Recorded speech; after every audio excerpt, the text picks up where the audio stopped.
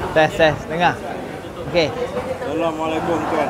Waalaikumsalam warahmatullahi wabarakatuh. Katanya nak bertanding jawatan timbalan ketua cabang. Kenapa tuan perlu bertanding? Kenapa saya perlu bertanding? Pasal dulu ketua cabang, kali ini timbalan ketua cabang. Okey. Okey, pertamanya terima kasih atas luangan masa. Kenapa bertanding timbalan ketua cabang?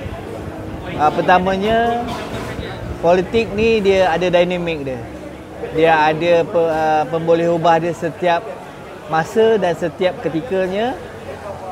Dan kali ini dia punya dinamik politik ini memerlukan kerjasama supaya pasukan di Ampang ni lebih kuat dan lebih berkesan dalam menjalankan kerja-kerja parti dan mengurus organisasi dengan baik. Perlu ada kebersamaan.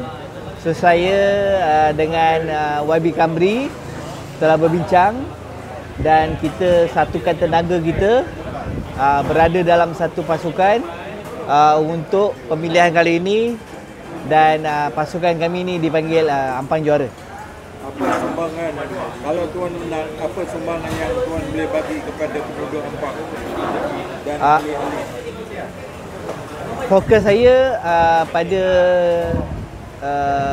jika diberi kemenangan, insyaAllah adalah untuk kebajikan anggota parti dan memandangkan sekarang ini kerajaan pusat dan kerajaan negeri diperintah oleh Parti Keadilan Rakyat, maka segala kelebihan, segala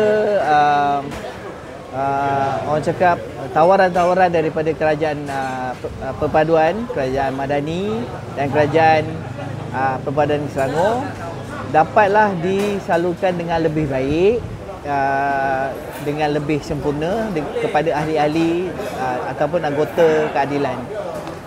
Apa isu-isu tempatan yang boleh tuan bawa ke pusat atau pimpinan pusat, dan macam mana nak teka akar undi yang mungkin dah tertinggal 2 tahun 3 tahun?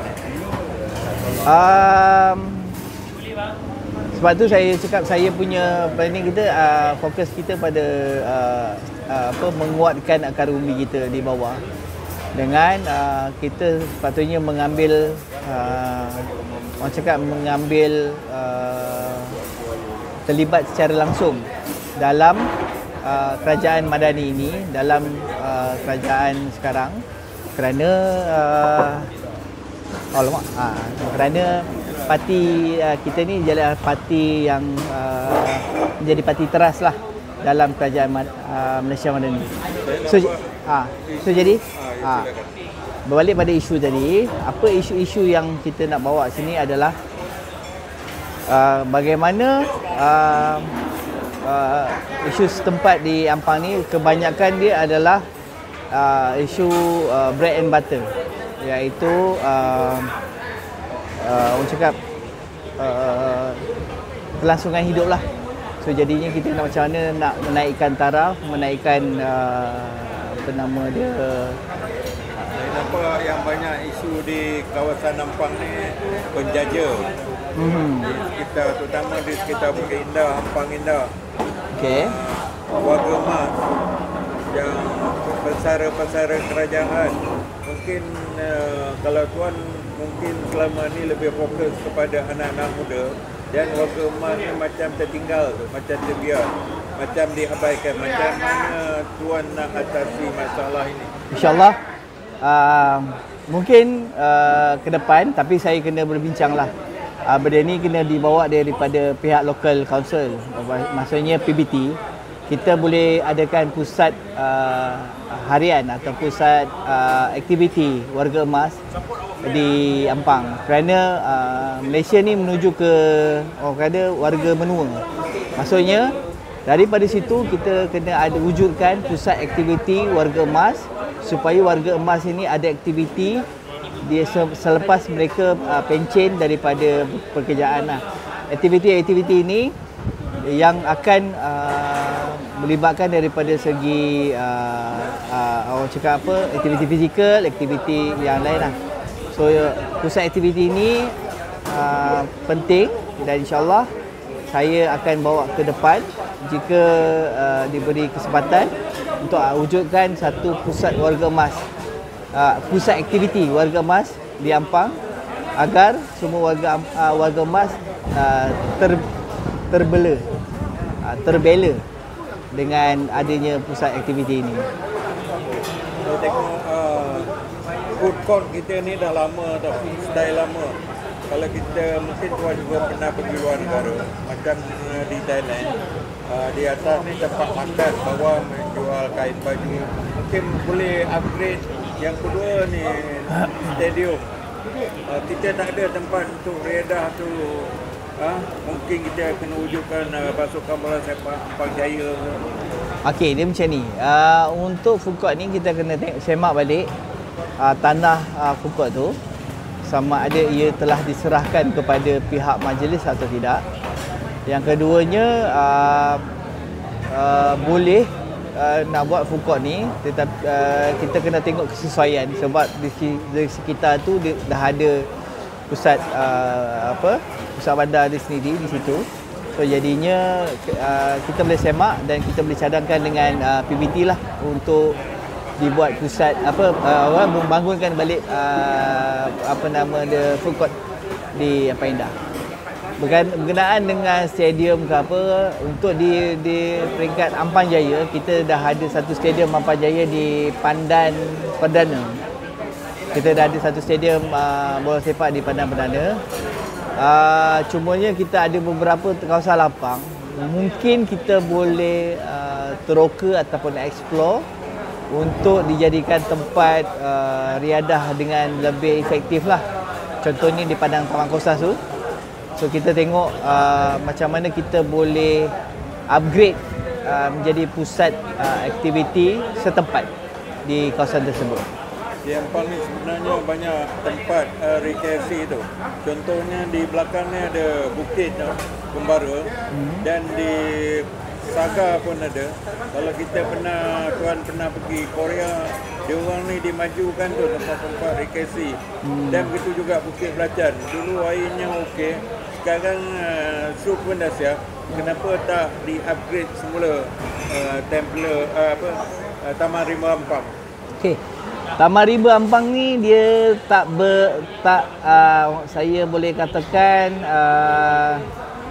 highway yang terlibat itu adalah bukan suka. Alamak, Allahu Akbar.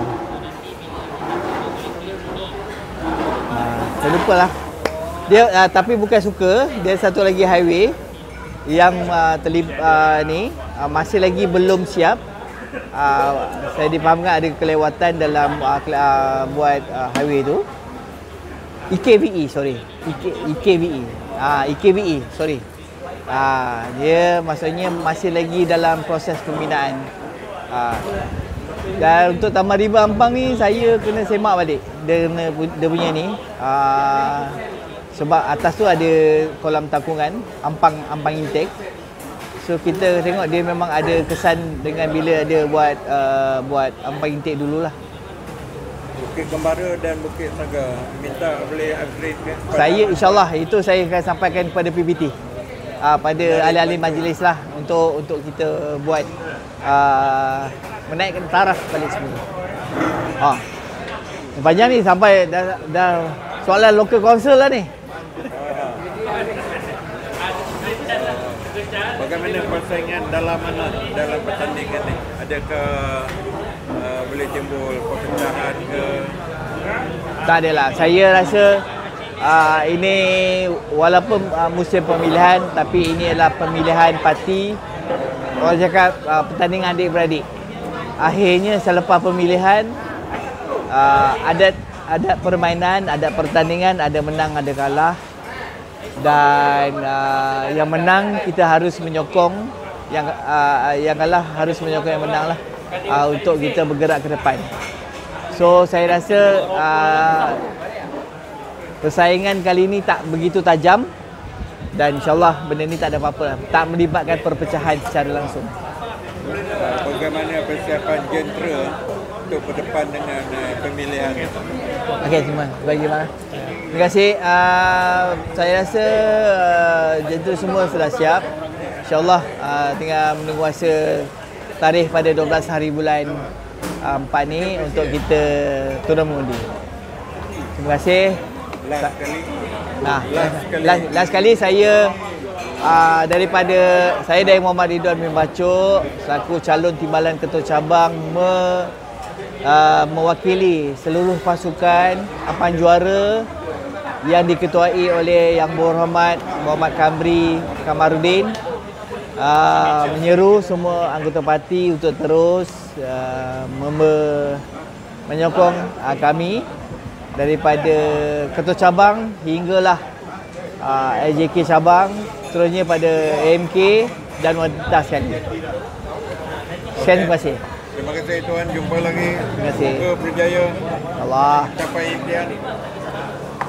Assalamualaikum.